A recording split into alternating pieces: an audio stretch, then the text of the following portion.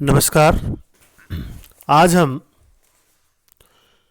BCom part third AFM paper first business बस्टिंग के part 23 व्याख्यानमाला में हैं और आज हम आपकी सिलेबस में उल्लेखित मास्टर या प्रमुख बजट के बारे में पढ़ेंगे।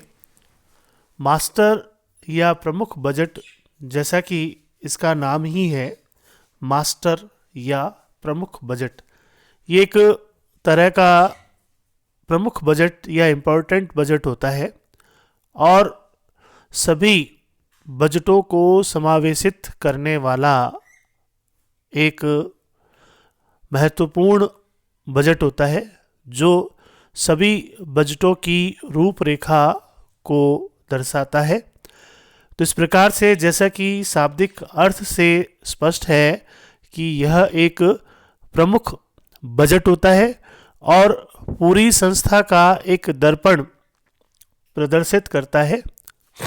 इस बजट के माध्यम से सभी विभागों के बारे में जानकारी हमें मिल जाती है।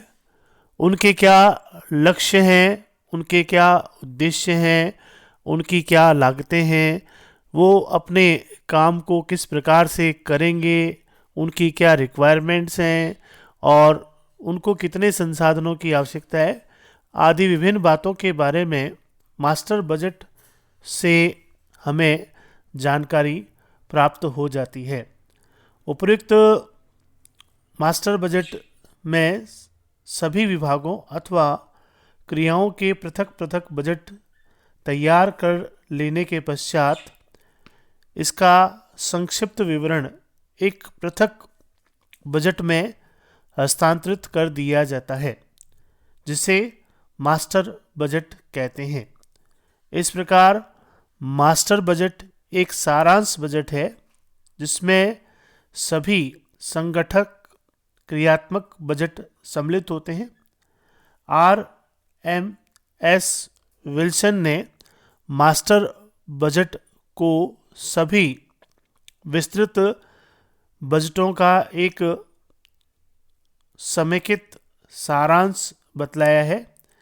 इस तरह से रॉलैंड एंड विलियम्स के अनुसार यह बजट पूर्वानुमानों की झलकियों का एक प्रतिवेदन में प्रस्तुत करने के उद्देश्य से बजट अनुसूचियों का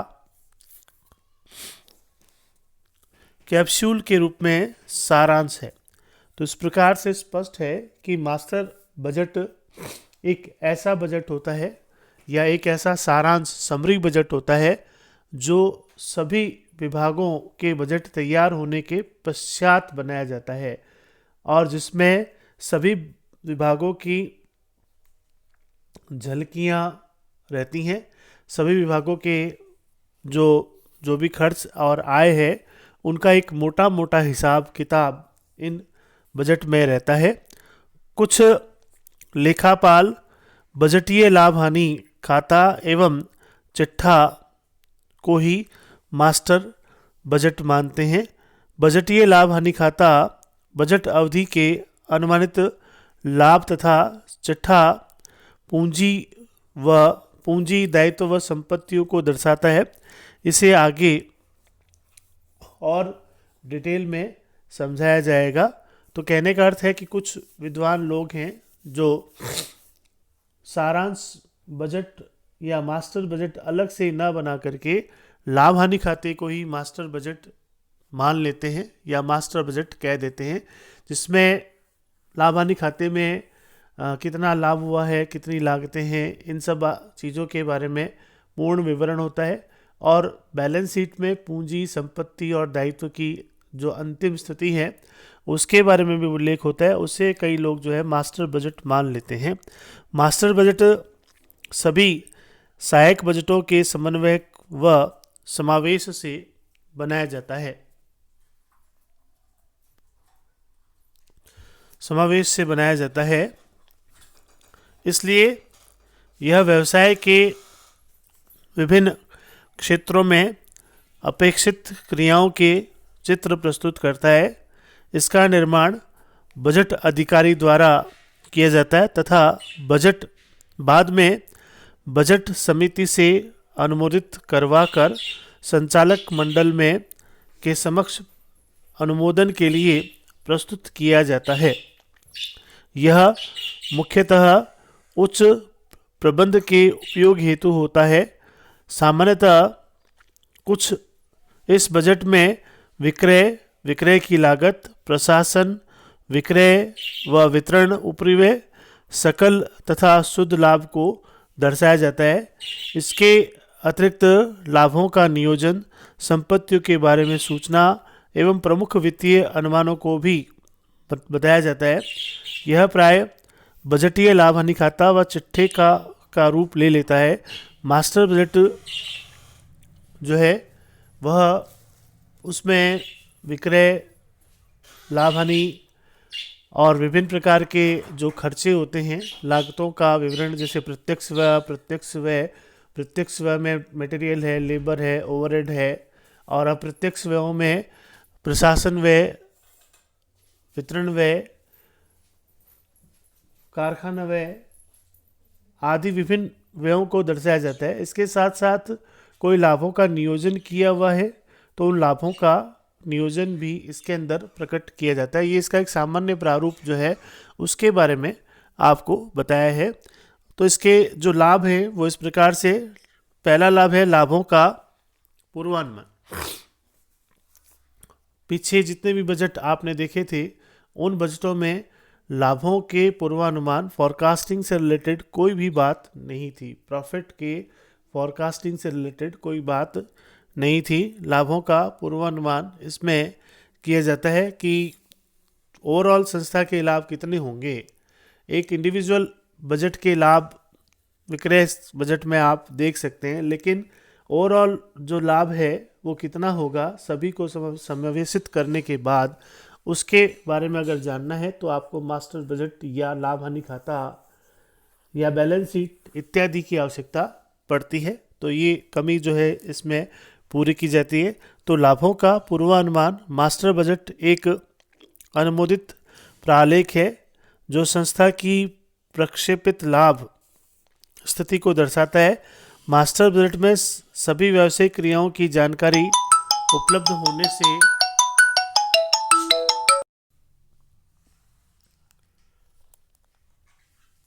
तो संस्था की प्रक्षेपित लाभ स्थिति को दर्शाता है।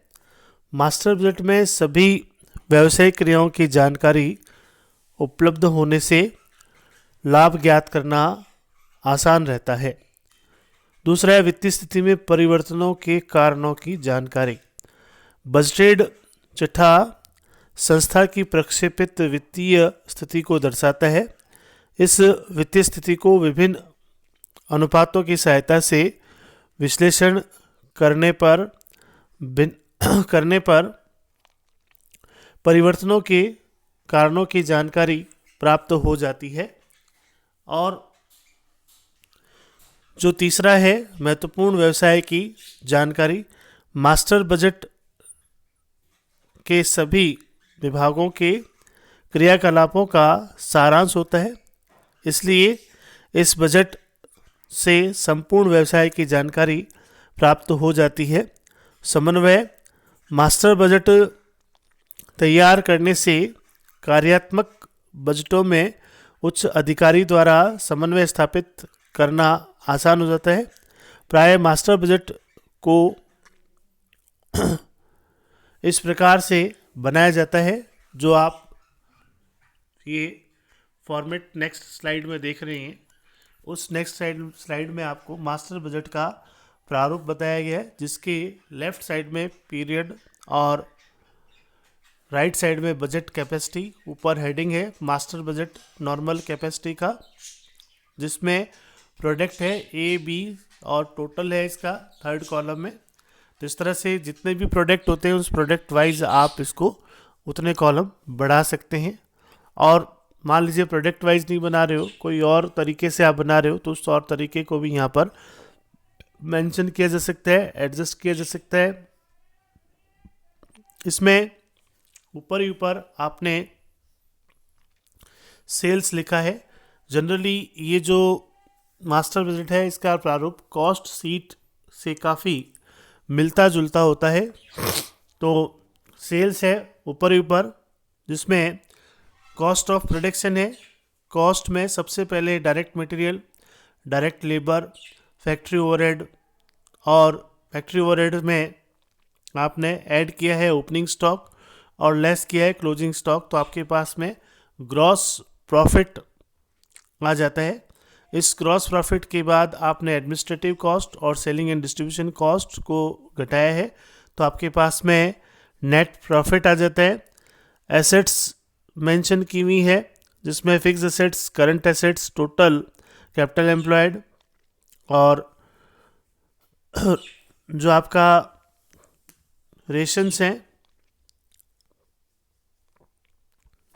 जो आपका रेशियोज है वो है प्रॉफिट कैपिटल एम्प्लॉयड का, profit upon capital employed, sales upon capital employed, profit upon turnover, current ratio, liquid ratio, ये भी आपके शो किए हुए हैं, जो कैलकुलेशन में इंक्लूड नहीं है लेकिन इनको प्रकटीकरण के उद्देश्य से यहाँ लिखा गया है। और एप्रोप्रिएशन फ्रॉम प्रॉफिट जो है वो भी बताया कि आपने कितना एप्रोप्रिएशन किया है प्रॉफिट का, जिसमें डिविडेंड है, रिजर्व है, टैक्सेस है, और जो बैलेंसेस है उसके बारे में बताया गया है। बैलेंस जो है प्रॉफिट लॉस का, उसके बारे में बताया गया है। तो इस प्रकार से मास्टर बजट जो है वो सभी बजटों को समावेशित करते हुए और संपत्तियों और दायित्वों को बताने का एक तरीका है।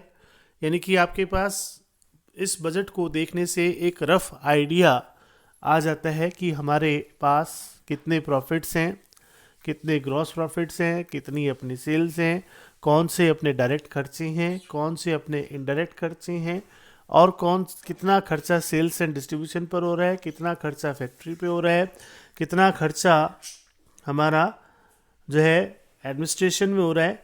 तो इस प्रकार से एक रफ आइडिया आपके पास में आ जाता है, जिसके माध्यम से आप संस्था की वित्तीय स्थिति, कार्यकुशलता, लाभ और आर्थिक स्थिति के बारे में अनुमान तैयार कर लेते हैं, एक रफ आइडिया आप तैयार कर लेते हैं। तो इस प्रकार से ये जो मास्टर बजट है ये एक समरी है, सारांश है, जिसमें सभी बजटों को बनाने के बाद जो लास्ट फिगर है उस लास्ट फिगर को आप इसमें इंक्लूड करते हैं। इसके साथ में आपने देखा कि इसमें कुछ रेशियोज भी बताए हुए हैं। वो ratio profit upon capital employed, sales upon capital employed, profit, turnover, current ratio, liquid ratio बता रहे हैं, जो संस्था की कार्यकुशलता, लाभदायकता और जो लाभों का नियोजन है उसके बारे में स्पष्टतया जानकारी देता है। तो इफेक्टिविटी और एक्टिविटी रेशियो कह सकते हो आप, लिक्विडिटी रेशियो कह सकते हो, और प्रॉफिटेबिलिटी रेशियोज कह सकते हो। वो सारे रेशियोज भी इसके अंदर प्रकट किए जाते हैं, जिससे कि संस्था की और आप नज़दीक से जानकारी कर सकें और नज़दीक से इसके बारे में देख सकें। उसके लिए ये जो है मास्टर बजट का निर्माण किया जाता है। तो आज आपने देखा कि मास्टर बजट कैसे बनाते हैं, उसका क्या प्रारूप है, और उसके बारे में एक मोटी मोटी जानकारी आज आपको दी गई है। आगामी वीडियोस में मास्टर बजट का एक प्रैक्टिकल एग्जाम्पल सॉल्व किया जाएगा, जिसमें आपको मास्टर बजट बना करके बताया जाएगा कि मास्टर बजट किस तरह से बनाया जाता है प्रैक्टिकली, उसकी इंफॉर्मेशन को कैसे यूज़ किया जाता है। जनरली कई बार मास्टर बजट एग्ज़ाम में पूछा भी जाता है, चाहे वो थियोरेटिकल पार्ट में पूछा जाए, चाहे वो प्रैक्टिकल पार्ट में पूछा जाए।